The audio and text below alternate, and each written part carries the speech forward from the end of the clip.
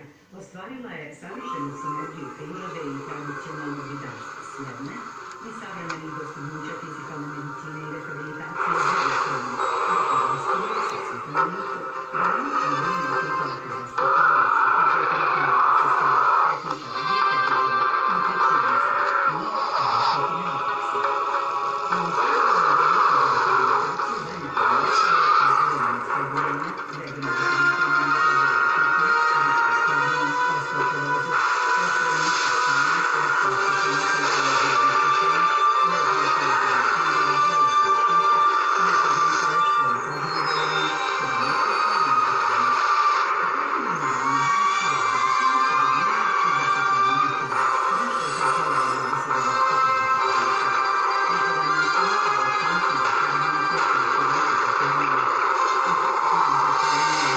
Grčka mitologija.